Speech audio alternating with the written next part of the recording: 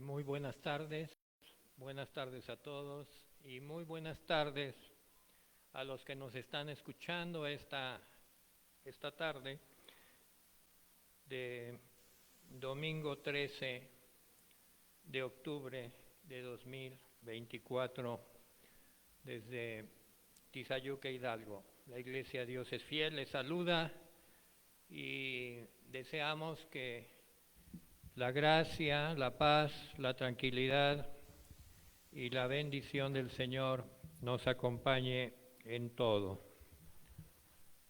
según su santa voluntad.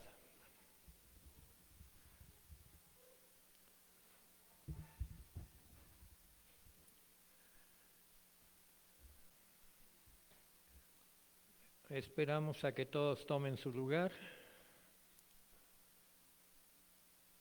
y vamos a empezar el mensaje del día de hoy.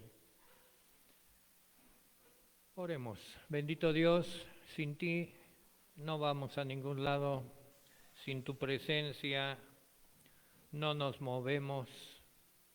Te pedimos, oh Dios, que nos acompañes cada momento como lo has venido haciendo, pero especialmente ahora que tú nos vas a dar una palabra que va a transformar nuestra vida, porque tu palabra transforma vidas, transforma corazones, da propósito, da dirección, da sabiduría, da ánimo, da esperanza. Deseamos, oh Dios, que tu palabra obre en nuestro corazón y al igual que de cada uno de aquellos que escuchen y que pues atiendan a tus dichos, a tu palabra. No sabemos, pero tú sí, Señor, qué personas van a recibir, van a escuchar esta palabra. Prepara sus corazones. Tú tienes un mensaje, tú tienes un propósito en cada vida que tú has creado, porque tú eres el autor de la vida. Gracias en el nombre de Jesús. Amén. Miren, hermanos, y visitas que nos acompañan, la palabra que nos ha dado hoy el Señor es una palabra muy enfocada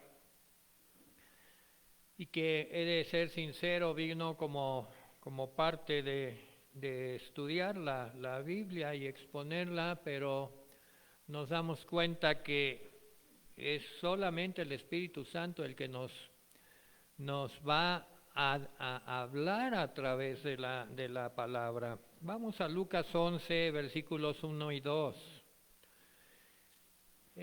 Preparando un discipulado sobre la oración, he de ser sincero, así surgió este mensaje. Repasando la palabra y los temas a dar en ese discipulado, usamos el capítulo 11 de Lucas para hablar de la oración, Jesús y la oración. Y nos detuvimos a analizar cada parte de lo que conocemos en el lenguaje popular cristiano como el Padre Nuestro. Pero esto que le llamamos Padre Nuestro es un verdadero postulado de los principios divinos, de la manera como Él quiere ser tratado y la manera como Él quiere tratarnos. Y vamos a leer el versículo 1 y 2. Y dice así: aconteció que estaba Jesús orando en un lugar. No dice qué lugar, ni dice en qué momento exacto de su ministerio. Pero él estaba orando, como tantas veces él oraba. Y cuando terminó, uno de sus discípulos le dijo: Señor, enséñanos a orar, como también Juan Bautista enseñó a sus discípulos. Aquí vemos que el Señor responde a las peticiones, y la primera petición que el Señor responde es que necesitamos aprender a orar. ¿Y quién nos va a enseñar? Él. Nadie más, ¿verdad? Y aunque el discípulo se sintió en la necesidad de mencionar a Juan el Bautista y a los grupos de discípulos, el Señor no replicó al respecto, sabiendo que Juan el Bautista tenía el ministerio de preparar el camino del Señor.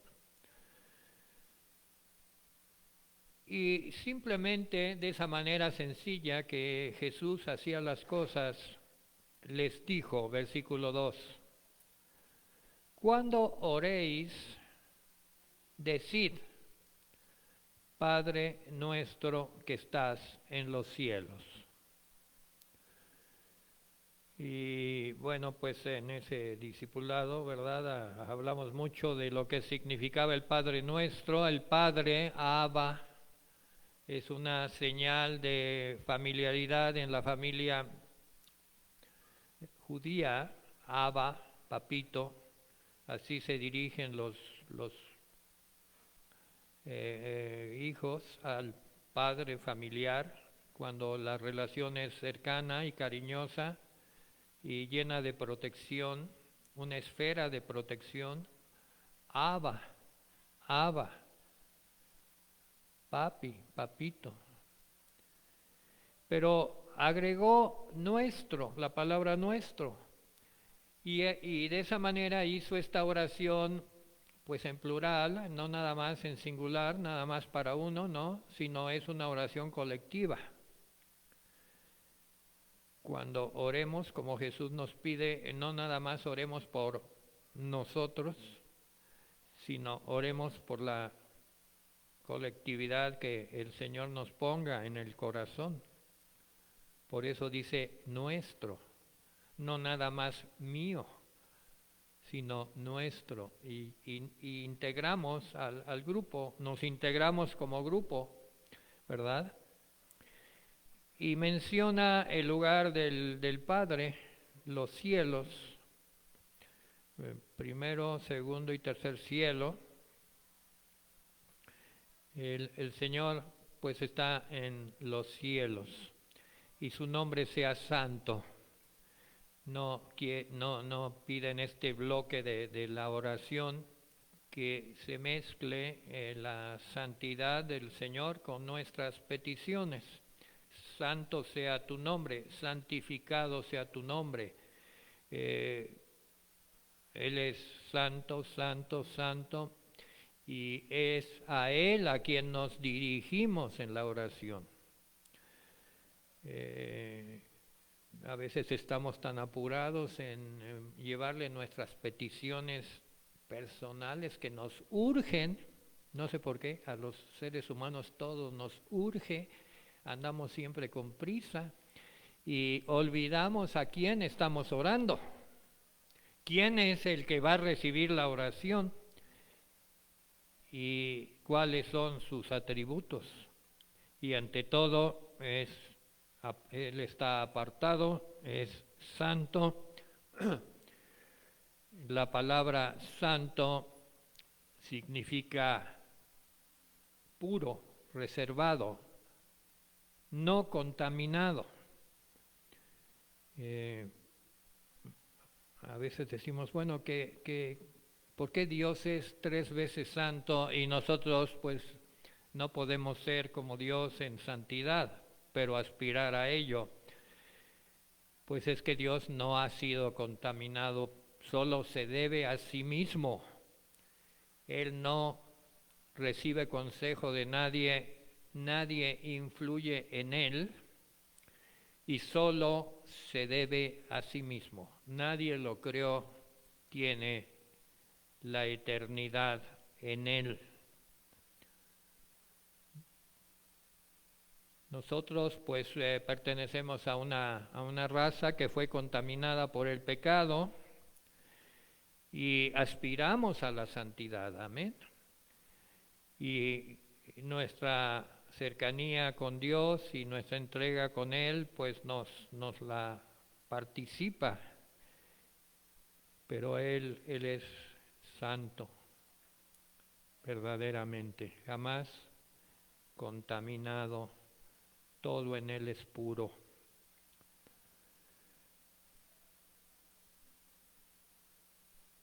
Y después viene una frase, allí vean su Biblia, que dice, venga tu reino.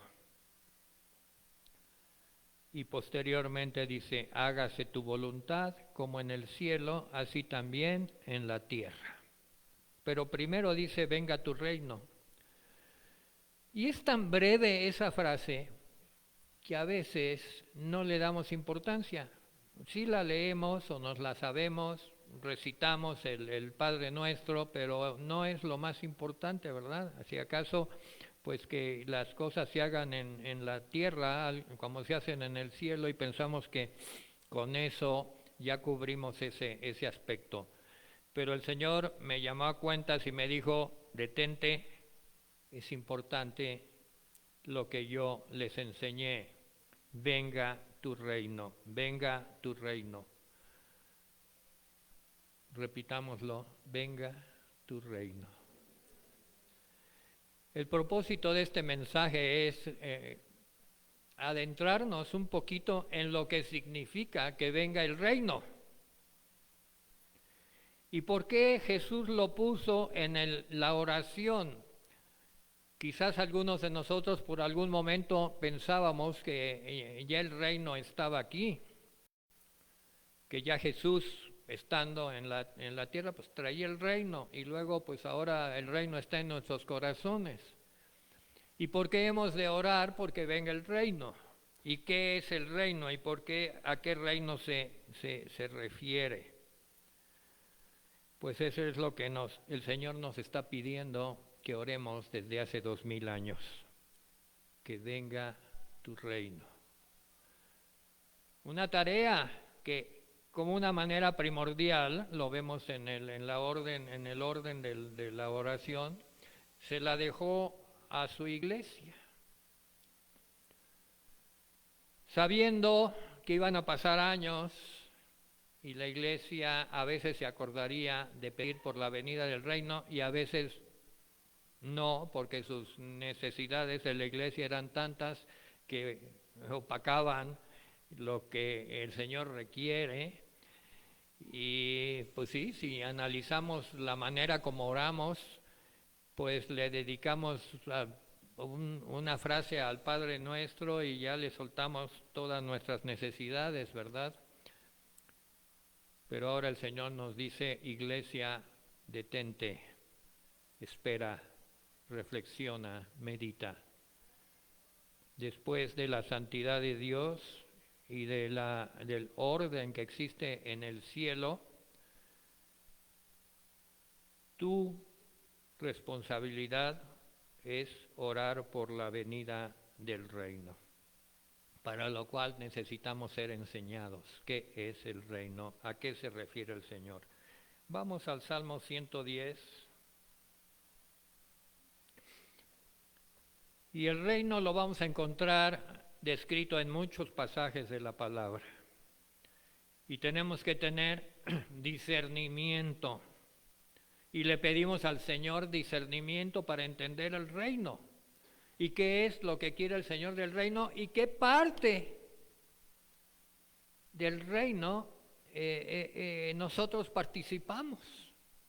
¿Qué parte, en dónde nosotros del reino estamos incluidos?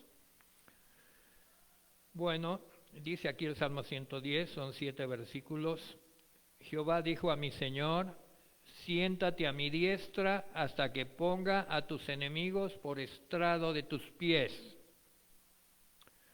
Jehová enviará desde Sión la vara de tu poder. Domina en medio de tus enemigos. Claramente aquí vemos que la venida del reino se da en medio de una batalla, de una lucha. Hay enemigos. pero también hay un Señor. Dice, tu pueblo te ofrecerá voluntariamente en el día de tu poder. Se te ofrecerá voluntariamente en el día de tu poder, en la hermosura de la santidad, desde el seno de la aurora, tienes tú el rocío de tu juventud. Aquí habla, pues, del rey, el rey del reino.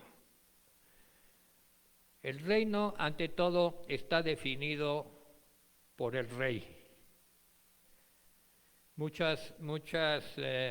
Estamos acostumbrados en nuestra caminar humano que ya hay reinos en este mundo y que de repente surgen reyes para esos reinos, ¿verdad? No, aquí no es así.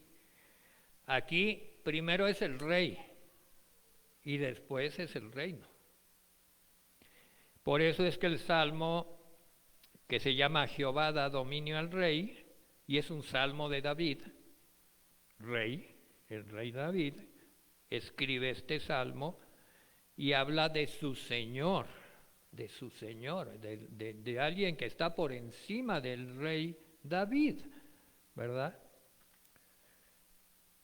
Pero también hay enemigos con los que tiene que tratar, y el lugar de los enemigos en la acción del rey, pues es ponerlos por estrado de sus pies, o sea, quitarles autoridad. Por otro lado, en el versículo 3 vemos que hay alabanza al rey. Dice que tu pueblo se te ofrecerá voluntariamente en el día de tu poder. ¿Te gusta alabar? ¿El Espíritu Santo te ha enseñado a alabar? Recibimos un mensaje sobre alabanza aquí. Pues entonces eres pueblo y sabes alabar al Rey en la hermosura de la santidad. Desde el seno de la aurora tienes tú el rocío de tu juventud. Este Rey no envejece. Este Rey no tiene que, como los reyes humanos, tener hijos para luego heredarles la corona y todos los problemas que con eso vienen, ¿verdad? Este Rey es eterno, es eternamente joven.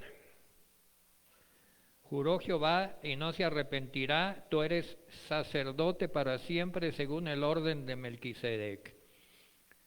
En la estirpe de reyes no se acostumbraba que fueran sacerdotes, pero este rey sí es sacerdote, David nunca fue sacerdote, ¿verdad? Y cuando Saúl quiso usurpar las funciones sacerdotales, Samuel lo reprendió y prácticamente le dijo: por cuanto tú quisiste ponerte en un lugar que no te corresponde, pues eres desechado tú y tu descendencia. Sin embargo, este rey del cual habla David en el Salmo 110, sí es sacerdote, porque llega a la esfera divina, pero trata con los hombres. Aquí vamos viendo también que ese rey que viene a reinar, pues viene con sus características humanas y divinas. Hay mucha teología que no es correcta, que dice que bueno, ya Cristo en la resurrección dejó de ser humano y ya se convirtió en un ser glorioso. Él, por la eternidad, tomó la humanidad que aceptó para venir aquí, y así será eternamente. Glorioso, desde luego, perfecto, como lo dice aquí.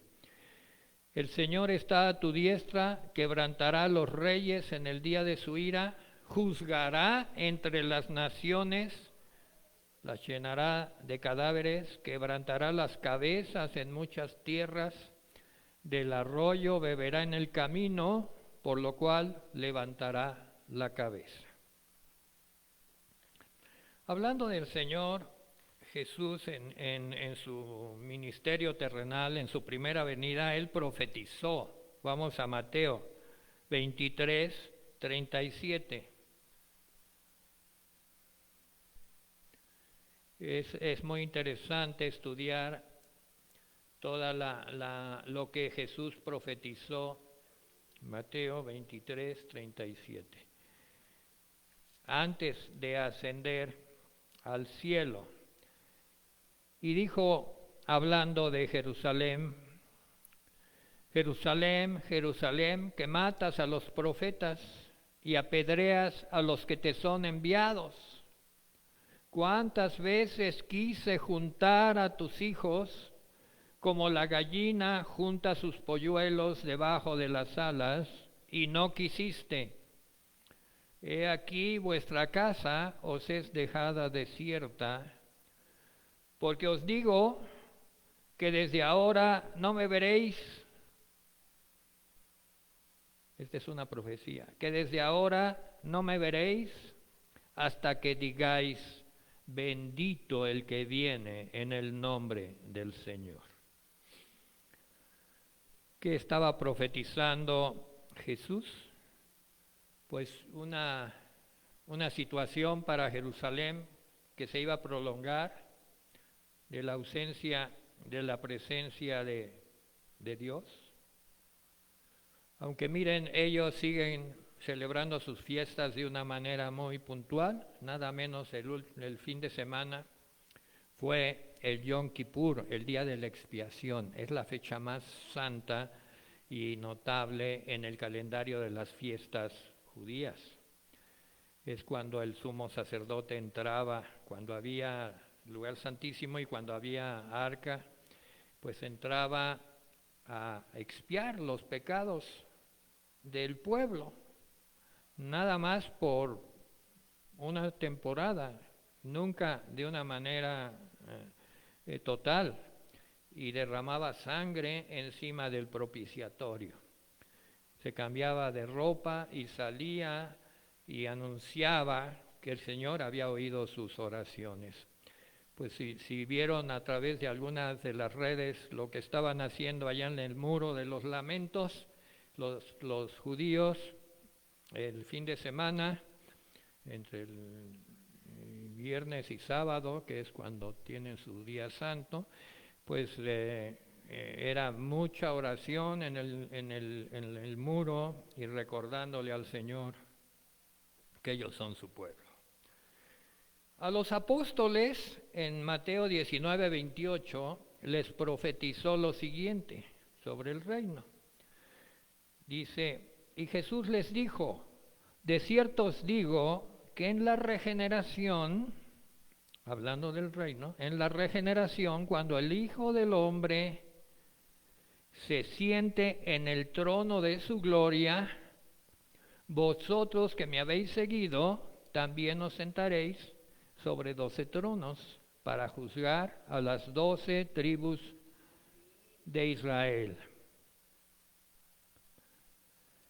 Y siguió agregando para que entendamos cuál es el pensamiento del reino y cómo va a juzgar y cómo las cosas se van a acomodar en el reino. Y dice, cualquiera que haya dejado casas, hermanos, hermanas, padre o madre, mujer o hijos o tierras por mi nombre, recibirá 100 veces más y heredará la vida eterna. Pero muchos primeros serán postreros y postreros primeros. Es a través de la lectura de estas porciones que cada uno de nosotros se va haciendo una idea del reino. Y cuál es tu posición y cuál es mi posición y la posición de cada uno. Yo no puedo entender ni saber qué es lo que te depara a ti el Señor al respecto del reino. Esto es algo individual, cada uno con el Señor, pero está la palabra de Dios de por medio. De tal manera que este tipo de mensajes que nos instruyen pues son, a mi juicio, muy importantes para todos, para ubicarnos y despertar una hambre y sed de justicia, y esto implica hambre y sed de escudriñar la palabra, creer en ella y vivir según sus enseñanzas. Después de la resurrección, esto ya en Hechos 1 del 6 al 8,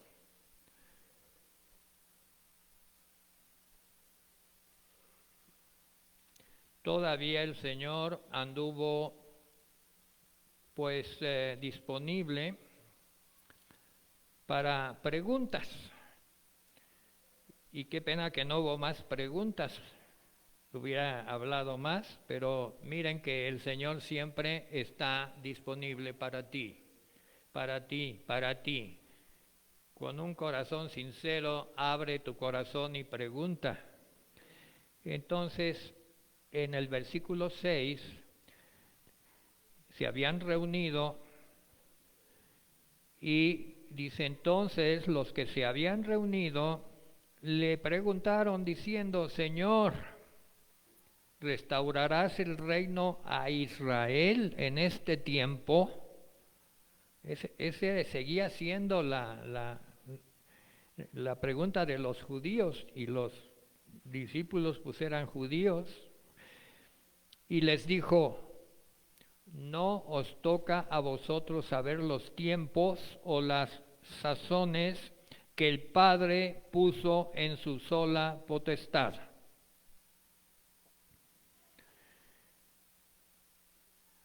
Como quien dice, les dijo, por ahí no vayan, solo le compete al Padre esto de los tiempos y de las formas. Las formas y los tiempos competen al Padre. Pero les abre una ventana de información vital para todos. Pero recibiréis poder cuando haya venido sobre vosotros el Espíritu Santo, y me seréis testigos. Testigos en griego es martureos, mártires, martureos, testigos. En Jerusalén, en toda Judea, en Samaria y hasta lo último de la tierra. Aquí chocan dos ideologías. La que imperaba en los discípulos todavía, aunque habían andado con Jesús, seguía imperando esa ideología del reino hacia Israel, y que Israel era el que iba a manejar todo el asunto del reino. Y lo que Jesús, antes de ascender al cielo, les dice como última información a su pregunta. Les dice, y estoy seguro que allí había, además de judíos, pues algunos gentiles que se habían acercado, porque ya se estaba abriendo el abanico de posibilidades de predicación. Y dice, recibiréis poder, cuando haya venido sobre vosotros el Espíritu Santo. Pero no nada más para regocijarse con ese poder, sino para ser mártires, testigos en Jerusalén, Judea, Samaria y hasta lo último de la tierra. Y aquí hablamos, ¿verdad?, el orden que tenemos para predicar. Jerusalén, pues es lo más íntimo que tienes, tu familia cercana. Samaria, pues son los primos y los tíos, porque así era. Samaria ya no eran judíos porque se habían mezclado, pero todavía tenían un toque de judíos. Toda Judea, Samaria y hasta lo último de la tierra. Entonces, si recibimos poder es para que prediquemos y vayamos llevando las buenas nuevas en ese orden. El Señor siempre tiene orden en todo lo que hace. Ella había enseñado en Juan 16, no lo vamos a leer, aquí está muy claro, que el Espíritu Santo vendría cuando Él se fuera. Esto es muy importante. ¿Por qué es importante? Pues porque estamos en el tiempo del Espíritu Santo. La iglesia se formó, se mueve y continuará así en el tiempo del Espíritu Santo. ¿Hasta cuándo? Hasta que venga el Señor. Y entonces será el tiempo del reino, el tiempo de Cristo. Por 1000 años, dice en la Biblia. Pero dice, podemos decir, es que yo ya tengo a Cristo en mi corazón. Claro, porque en Juan, es importante, vamos a leer Juan 16 del 1 al 15. ¿Cómo está esto de que ya tengo a Cristo en mi corazón, pero no está Cristo?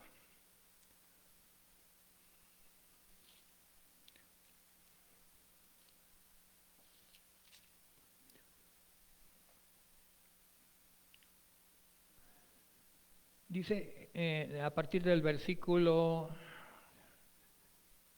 5, pero ahora voy al que me envió. Ya está hablando de su partida. Y ninguno de vosotros me pregunta, ¿a dónde vas? Antes, porque os he dicho estas cosas, tristeza ha llenado vuestro corazón. Pero yo les digo la verdad, dice el Señor. Es Juan 16, 7. Yo les digo la verdad. Os conviene que yo me vaya, porque si no me fuese, el Consolador no vendría a vosotros. Mas si me fuere, os lo enviaré. O sea que esta operación tenía que hacerse así como un relevo, ¿verdad? Jesús asciende al cielo a la diestra del Padre y le pide al Padre que envíe al Consolador, al Espíritu Santo, a la tierra. Cosa que sucedió. Cuando Jesús ascendió al Padre, ya no estaba Jesús. Por un tiempo no estuvo ni Jesús ni el Consolador, por unos días. Pero en Pentecostés vino el Espíritu Santo derramado y empezó el tiempo del Espíritu Santo que no se ha terminado. El Espíritu Santo anima a la iglesia, pero dice más detalles. Versículo 8. Y cuando Él venga, el Espíritu Santo, convencerá al mundo de pecado, de justicia y de juicio. ¿Cómo está esto? Pues se toma la paciencia de explicarnos. De pecado por cuanto no creen en mí.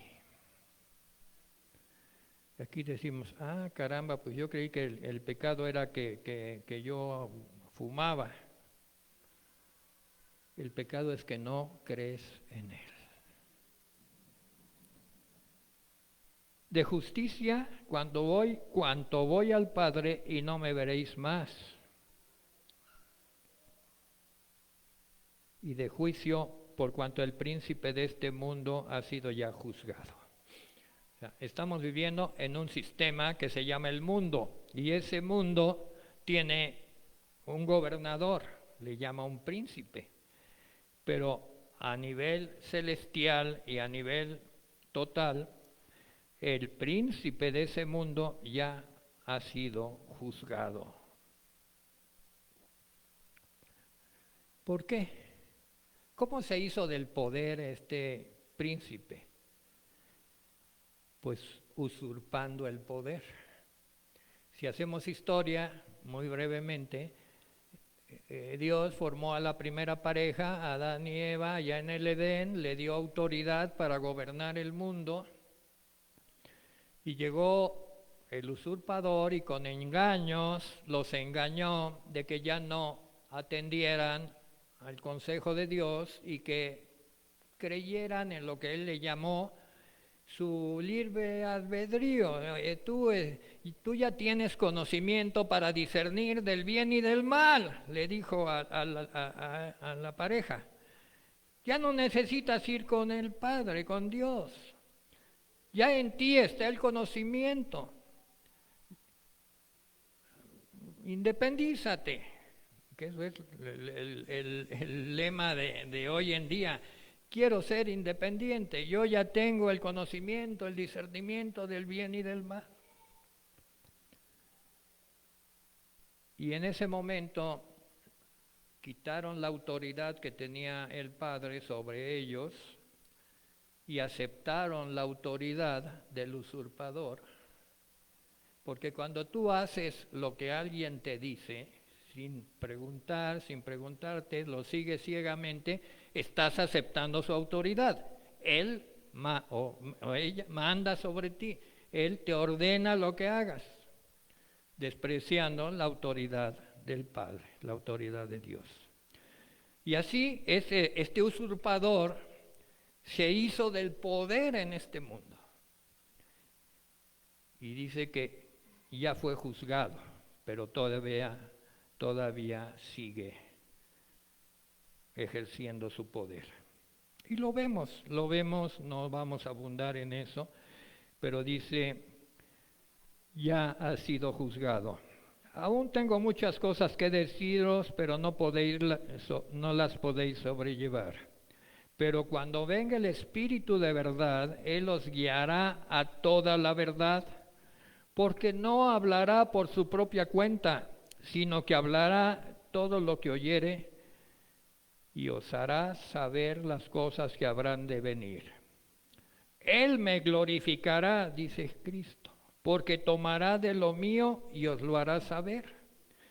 O sea, es el portavoz ideal, sin falla y sin defecto, de la persona de Cristo.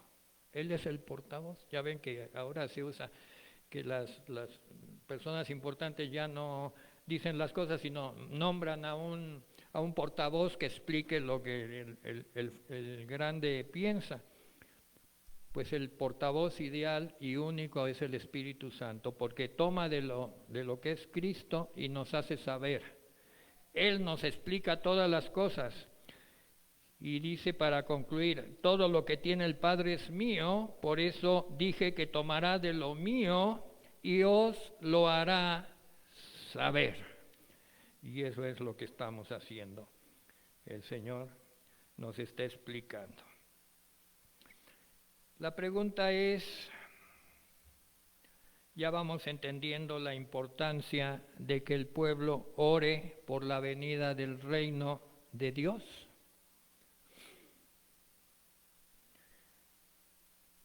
Primer razonamiento, el reino durará 1000 años, según la Biblia. Juan lo dice en Apocalipsis 20, del 1 al 6.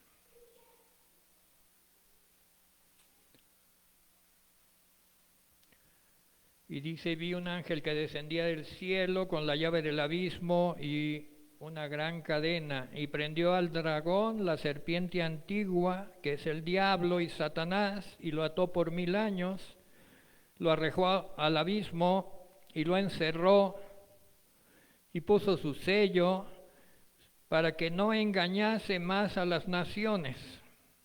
Ya aquí está claramente quién es el engañador y por qué las naciones están engañadas. Hasta que fuesen cumplidos 1000 años, y después de esto debe ser desatado por un poco de tiempo. Y decimos, ay Dios, ¿por qué lo vas a desatar? No vamos a preguntarle a Dios por qué hace las cosas, ¿verdad que no? Él es infinitamente sabio, amén, confiamos en Él, ¿sí? Gloria a Dios. Y vi tronos y se sentaron sobre ellos los que recibieron facultad de juzgar. ¿Quiénes serán ellos?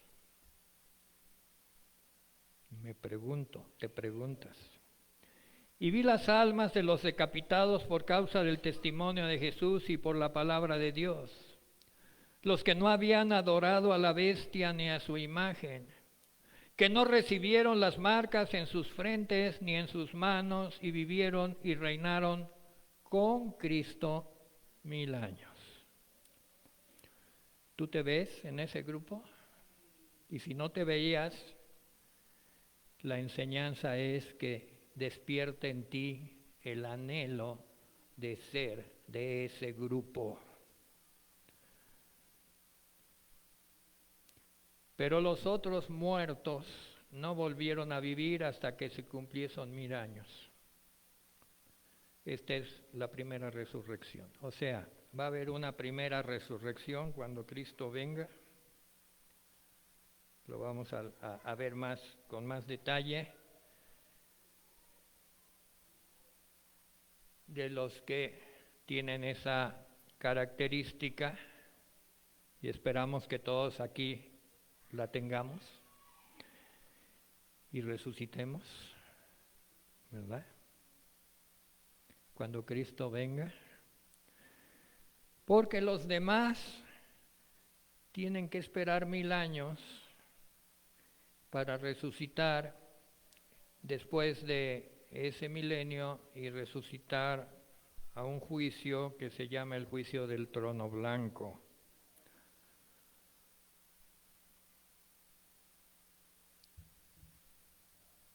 Vamos viendo la importancia de que el pueblo ore por la venida del Señor. Amén. Y vamos haciéndonos preguntas. ¿Por qué será que el Señor, ya casi pasados 2000 años, no ha venido?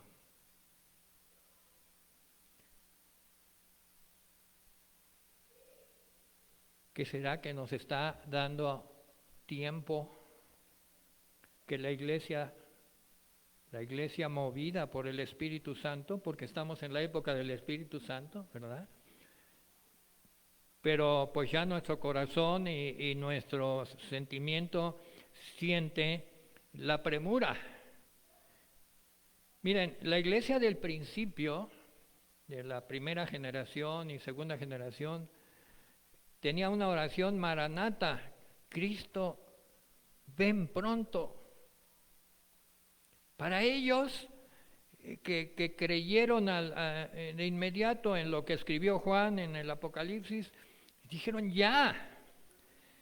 Eran perseguidos por el Imperio Romano, eran diezmados, eran echados a los leones, eran masacrados, separados los niños de las familias, las peores crueldades pasaron por ellos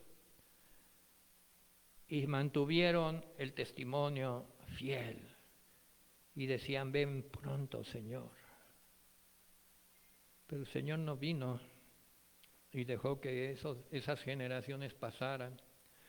Y después vino pues Roma, el Imperio Romano aceptó el cristianismo como la religión oficial, ya no eran perseguidos, se convirtió el cristianismo en religión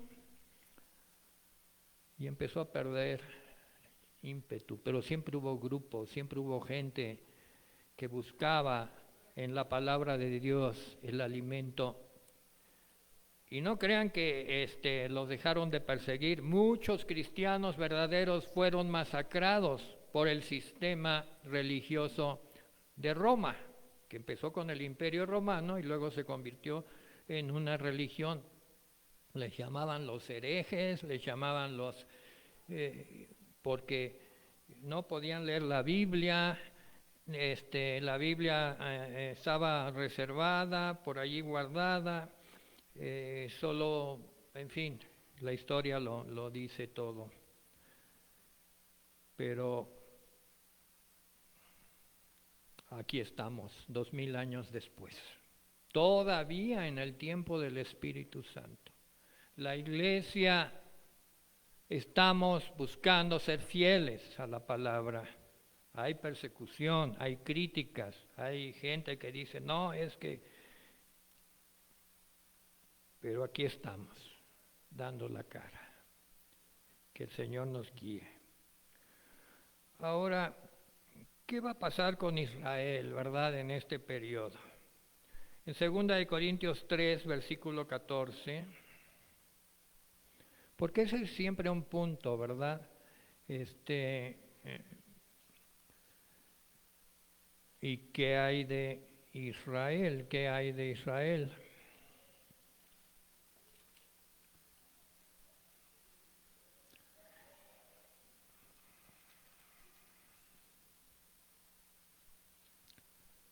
Miren, el Señor levantó de entre el pueblo judío, además de a los apóstoles primarios, a un hombre muy especial. Se llamaba Saulo de Tarso, ya después se llamó Pablo, pero era un judío de judíos. Seguía toda la doctrina judía, las fiestas judías, era cumplidor de la ley, se movía por todo lo que es la ley. Y el Señor lo transformó, porque el Señor glorioso se le apareció, encontró un corazón dispuesto y él pues fue enseñado por el Señor en toda la doctrina. Pero en el Cristo glorioso lo llevó al tercer cielo, dice que presenció cosas que no era posible explicar, y es el que nos, a través de las cartas paulinas, nos ha abierto mucho para que entendamos qué hay de Israel. Y allí en 2 Corintios 3, 14 al 18 dice, hablando de ellos, de Israel, dice, pero el entendimiento de ellos se embotó, o sea, se bloqueó, porque hasta el día de hoy, cuando leen el antiguo pacto, les queda el mismo velo no descubierto, el cual por Cristo es quitado. Hay mucho velo en nosotros que ha sido puesto por enseñanzas, religiones, ideas. Y el único que puede quitar esos velos es Cristo. Cristo los quita. Y aún hasta el día de hoy, cuando se lea a Moisés, el velo está puesto sobre el corazón de ellos. Pero cuando se conviertan al Señor, el velo se quitará. Porque el Señor es el Espíritu, y ya vimos que es el Espíritu el que trae todo el mensaje del Señor. Y estamos en la época del Espíritu. Y donde está el Espíritu del Señor, allí hay libertad. Amén. ¿Alguien se siente impedido por algo de estudiar la Biblia? ¿Alguien tiene alguna presión? No, donde está el Espíritu, allí hay libertad. Por tanto, nosotros todos, mirando a cara descubierta como en un espejo la gloria del Señor, somos transformados de gloria en gloria en la misma imagen como por el Espíritu del Señor. Y en el capítulo 4 dice, por lo cual, teniendo nosotros este ministerio, según la misericordia que hemos recibido, no desmayamos. ¿Por qué dice que lo recibimos por la misericordia? Porque nadie merecíamos recibir estas verdades. Nadie merecemos ser incluidos en este reino, si no fuera por la obra perfecta de Cristo. Su obra expiatoria, su muerte en la cruz, su sangre derramada. Antes bien renunciamos a lo oculto y vergonzoso. Esto es algo claro que nos pide el Espíritu Santo. No andando con astucia ni adulterando la palabra de Dios. La palabra de Dios no necesita ser adulterada.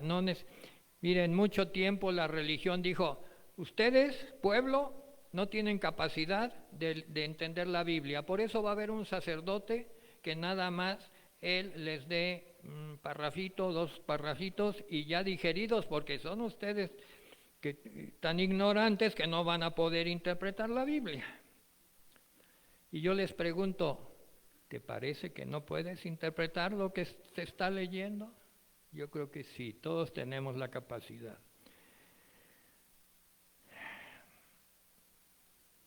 Dice el versículo 3, pero si nuestro evangelio aún está encubierto entre los que se pierden, está encubierto. Pues sí, hay muchos que no quieren oír, que ya están bloqueados.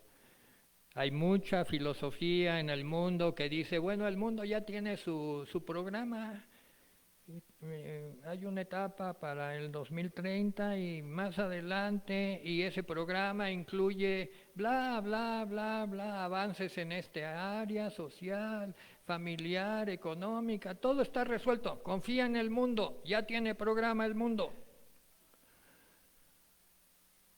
Y tú pones tu esperanza en el programa del mundo y entonces el Evangelio está encubierto.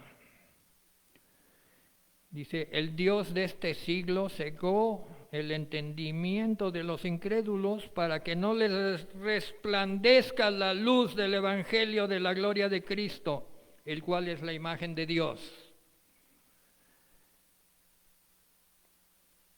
Motivo de oración. Porque no nos predicamos a nosotros mismos. Nadie aquí se predica a sí mismo. Nadie, no digo ni mi nombre. Yo soy un siervo. El siervo que está sentado, los siervos que pasan y siervas que pasan a predicar, ni sabemos sus nombres. No nos predicamos a nosotros, sino a Jesucristo como Señor y a nosotros como siervos por amor de Jesús.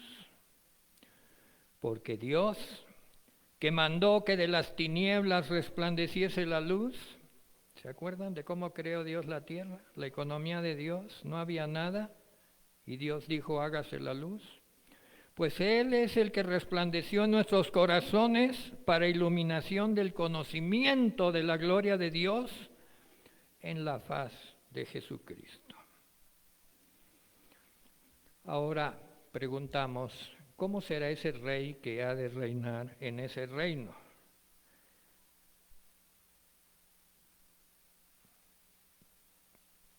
Vamos a ver 1 Corintios 15, un poquito para atrás, porque allí empieza la historia. 15, versículo 23 al 25, dice, porque así, 22, porque así como en Adán todos mueren, también en Cristo todos serán vivificados, todos los que crean en Cristo. Pero vivificados significa recibirán vida eterna, pero cada uno en su debido orden. Cristo, las primicias. Amén. Hace 2000 años. Ya llevamos 2000 años de esta historia. Cristo, las primicias. Luego, los que son de Cristo en su venida. Pongan mucha atención a esta frase. Los que son de Cristo en su venida. Porque aquí hay mucha teología y las iglesias pelean por teología, por cosas que no debían. La palabra de Dios es clara. Y ya saben que se meten a decir, bueno, ¿y la iglesia va a pasar la tribulación o no? ¿Vamos a sufrir o no vamos a sufrir? O ya Cristo nos lleva al ratito en su venida. Yo me quedo con la información que da 1 Corintios 15, 22. Los que son de Cristo en su venida. Hay dos características, ser de Cristo y que Cristo venga por nosotros. Y entonces se cumplen las dos condiciones y cambia nuestra historia, cambia nuestro horizonte, cambia nuestra agenda, cambia todo en nuestra vida. Y yo estaba discerniendo, yo creo que por eso la iglesia no ha orado tanto como debe de orar por la venida del Señor. Porque si yo te dijera, ¿ya estás listo para que Cristo venga hoy en la tarde? No, espérate, tengo que predicarle a mi hijo, a mi hija, tengo que predicar, no sé, dejé los frijoles en la estufa, no he pagado los impuestos, no hice mi testamento. ¿Cómo de que ya? ¡Pum! Mejor no oro por la venida del Señor porque mejor que se otro ratito. ¿Ya estás listo? ¿Ya estás lista para orar 100 puntos? Señor, como dice tu oración, venga a tu reino. Y fíjense que es una petición directa al Padre. No dice, si quieres, en el tiempo que tú quieras, Señor, venga a tu reino. No, es una orden, es la única orden que le damos al Padre en la oración. Directa, venga tu reino. No hay escapatoria. Es la venida, esta venida de Cristo, con la cual va a resucitar a todos los que son de Él, y los que estén vivos también se van a unir a ese grupo. Eso es lo que significa esta frase, los que son de Cristo en su venida. Vean que la Biblia no es nada complicada, pero si te la revela el Espíritu Santo. Versículo 24. Luego el fin, aquí pasan 1000 años entre el versículo 23 y el 24. Se termina el milenio cuando entregue el reino al Dios y Padre, cuando haya suprimido todo dominio, toda autoridad y toda potencia. Porque es preciso que Él reine hasta que haya puesto a todos sus enemigos debajo de sus pies. Así de complicada está la cosa. No basta con que el Señor venga un día. Este mundo está en una rebelión total. Y el Señor vendrá a establecer y que se pueda hacer en la tierra como ocurre en el cielo. Por eso dice, venga tu reino. Porque es necesario que venga el reino para que la voluntad de Dios se haga en la tierra, así como se hace en el cielo. La Iglesia se ha equivocado al no considerar este aspecto y que dice, pues vamos a orar porque pues los gobernantes del mundo hagan la voluntad de Dios.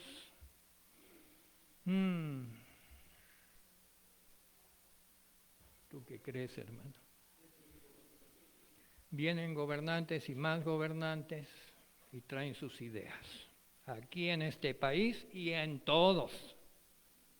Nada menos hay una lucha electoral en el país del norte y cada uno está usando razones de Dios para ganarse adeptos y que voten por ellos. Y la voluntad de Dios y toda la ignominia que existe en las sociedades. Llevamos tiempo.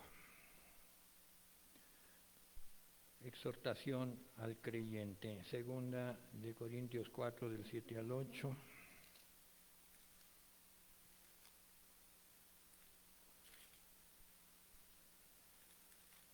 Dice, pero tenemos este tesoro en vasos de barro. ¿Sí? El Espíritu Santo es un tesoro. Amén. Y el Espíritu Santo es poderoso. Amén. Tiene todo el poder del cielo. Pero está en vasos de barro. Para que la excelencia del poder sea de Dios y no de nosotros. Por eso dice que no nos predicamos a nosotros mismos. De la iglesia nunca saldrán grandes líderes, porque gran pecado. El único grande es Cristo. Y el Espíritu Santo al único que exalta es a Cristo.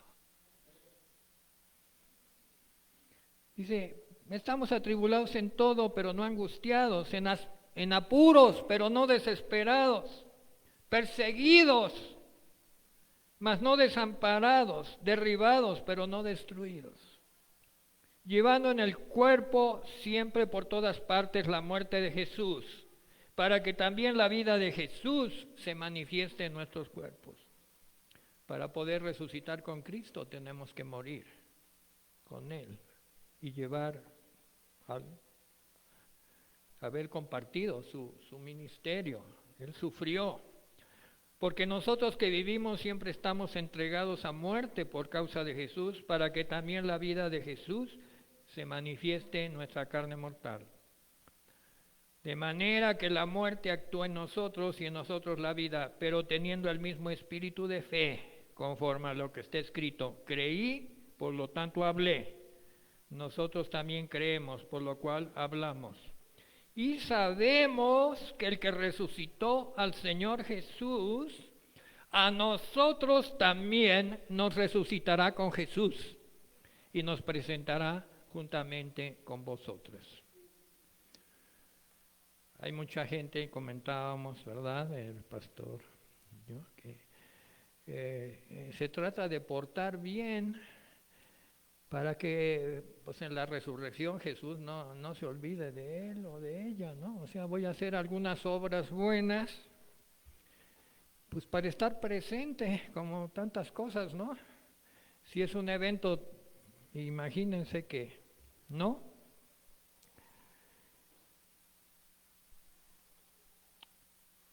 Pero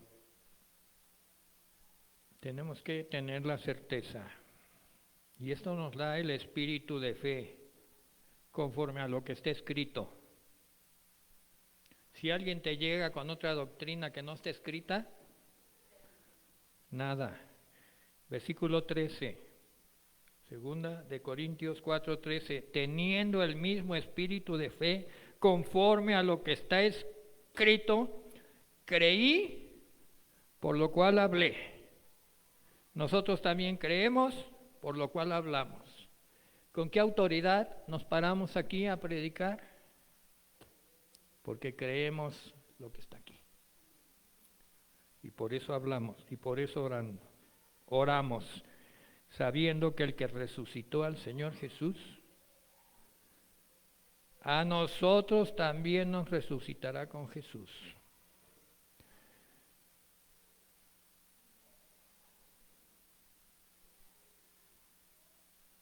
Pues, ¿quién resucitó al Señor Jesús? El poder de Dios. Y ese mismo poder nos resucitará. Y ya dice la Biblia, Cristo las primicias y después nosotros a la venida del Señor. Y párale. La otra resurrección después del milenio ya no es de Jesús, es la resurrección de todos los muertos que serán resucitados para ser juzgados según las obras que están en los libros y la misericordia de Dios. ¿Cuándo vendrá el reino? Ya van 2000 años. Es un proyecto donde estamos incluidos tú y yo. ¿Y cómo procedamos cuenta? Ya son 2000 años. Las señales exteriores, y ese es un error de la iglesia en general, que está mirando lo que está pasando en el mundo como señales. Esas no cuentan. Porque el mundo desde entonces hasta ahora siempre ha estado revuelto. Nunca ha mejorado. Vean cómo dirimen sus diferencias a bombazos. Criticamos al Gengis Khan y a las guerras que se hacían antes, y miren las de ahora. El mundo, y si la iglesia lo que está viendo son las señales que produce el mundo, la iglesia está confundida, porque el mundo es confusión. La iglesia tiene que mirar hacia adentro. La iglesia tiene que mirar hacia adentro. Los corazones de todos los que estamos aquí, de todas las iglesias cristianas que están reunidas hoy domingo, sus corazones, ¿están temerosos de las señales externas? ¿O están viendo un análisis sincero de lo que pasa dentro de la iglesia? Porque lo único que cuenta para la venida del Señor no son las señales externas, es que la iglesia ore, venga tu reino, con un corazón totalmente dispuesto a que de veras venga el reino. Que no seamos una iglesia que nos hemos acomodado al mundo y estamos muy a gusto en el mundo. ¿Cómo vamos a orar que venga el reino, si estamos pensando en las próximas inversiones de comprar esos terrenos y hacernos casas en las costas para ir a nuestras vacaciones y tener grandes cuentas y mandar a nuestros hijos a las universidades de élite para que los eduquen a la manera del mundo a costa de grandes erogaciones y ¿cómo de que venga el reino y nos tome y dejemos todo atrás? ¿Va con nuestra lógica? ¿Va con nuestro sentir? Y yo, Señor, ¿de veras quieres que predique esto?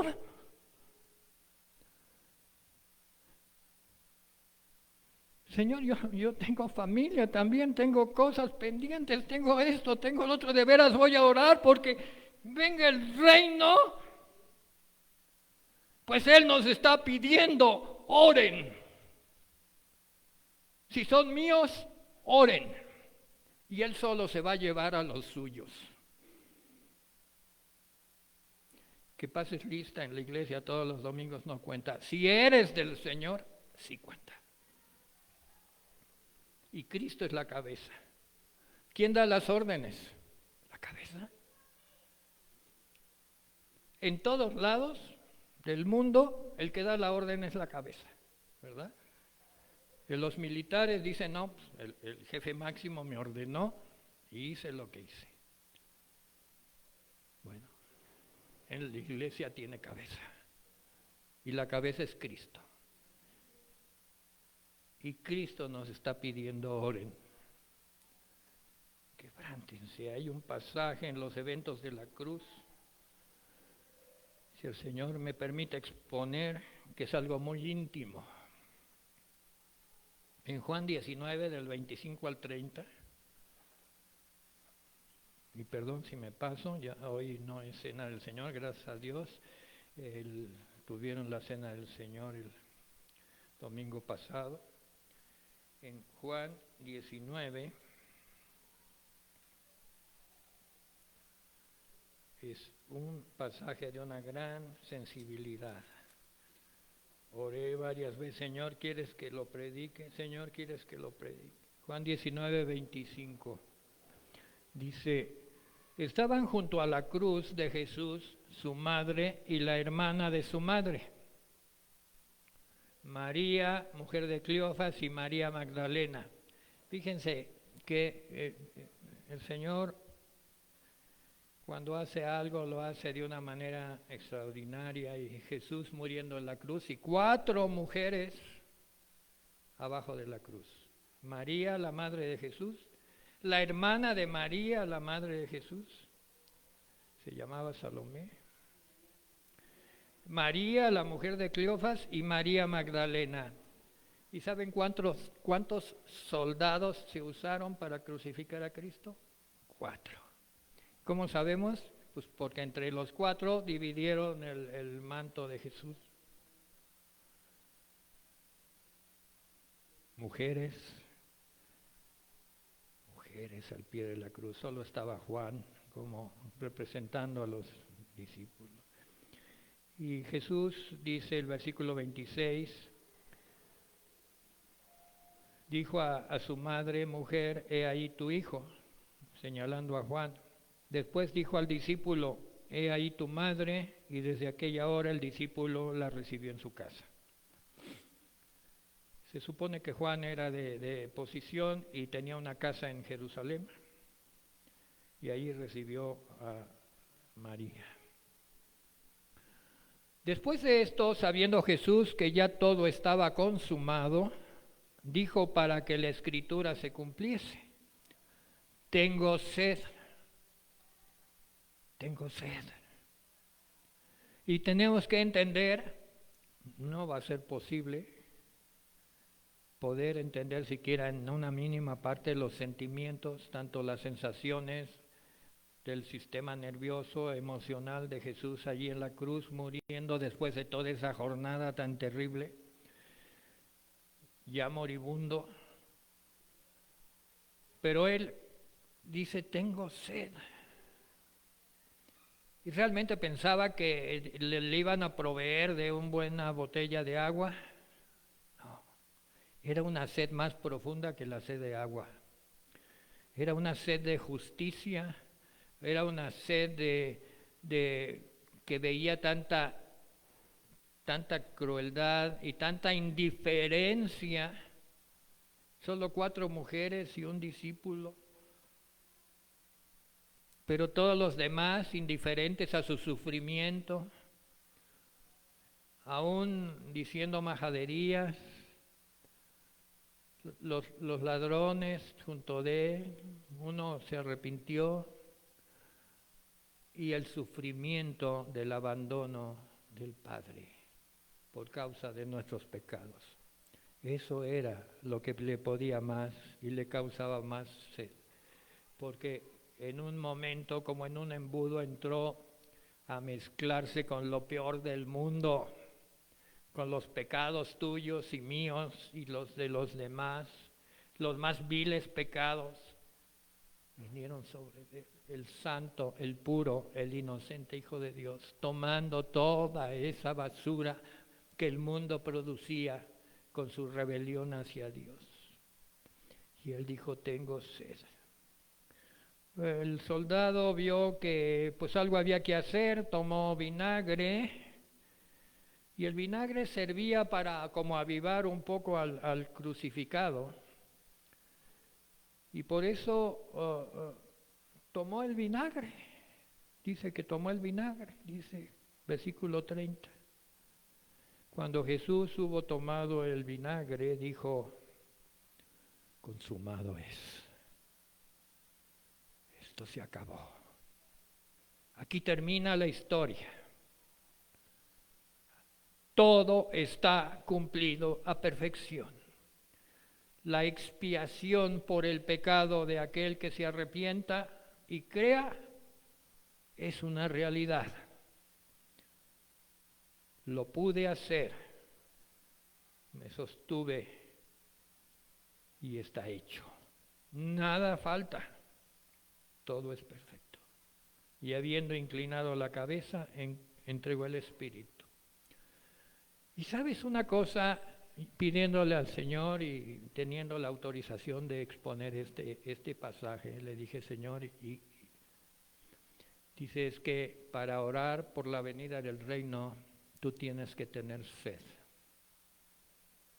Sed de justicia. Tienes que ver que por más esfuerzos, por más cosas, no es lo que Dios quiere. A veces creemos que esto se va a prolongar y prolongar hasta que todos sean salvos. Hay una doctrina que dice eso, ¿verdad? Es que la evangelización vaya a todo el mundo, que todos sean salvos y entonces ya venga el Señor. No. Han pasado 2000 años y nada. Y el Señor está poniendo su mirada en ti y en mí. Realmente tenemos sed, esa sed que tuvo Jesús en la cruz. No estamos conformes,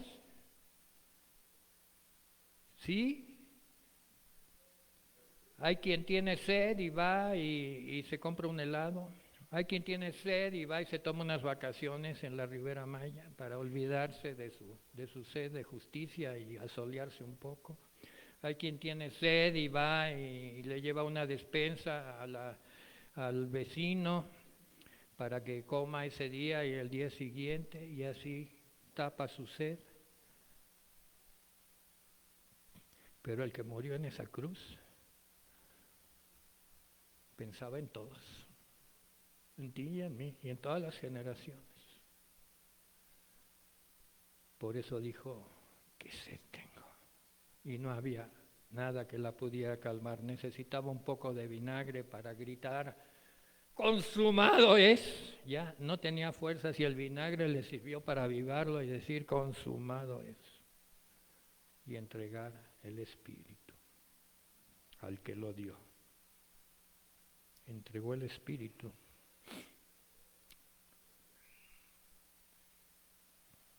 Dios da el Espíritu y Dios lo toma.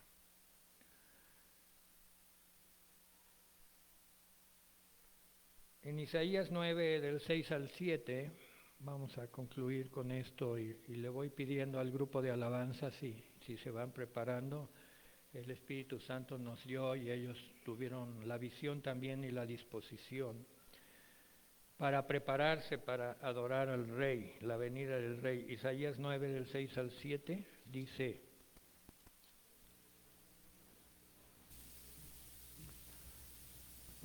porque un niño nos es nacido. Ahora va a ser Navidad, ¿verdad? Y este versículo se usa. Porque un niño nos es nacido, hijo nos es dado, el principado sobre su hombro. Y siempre pensamos en Navidad, que ya viene, en ese niño que nació en Belén.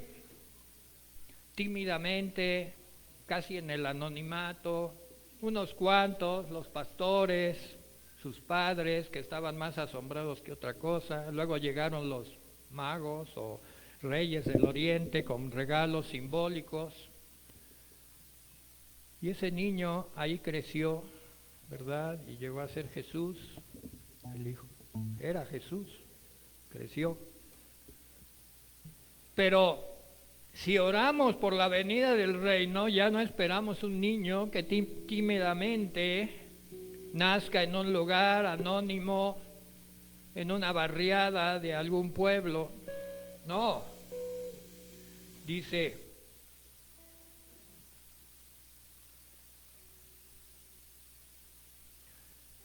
porque un niño nos es nacido, hijo nos es dado. Él es príncipe sobre los hombres, es el más insigne de todos los hombres.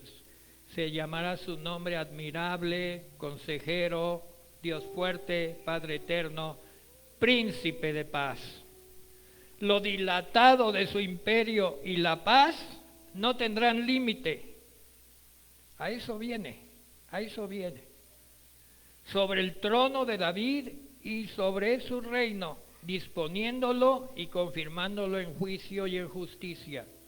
Muchos dicen: no, él no va a reinar David. No es cierto. Él viene a reinar sobre el trono de David, su antepasado. Disponiéndolo y confirmándolo en juicio y en justicia desde ahora y para siempre. El celo de Jehová de los ejércitos hará esto.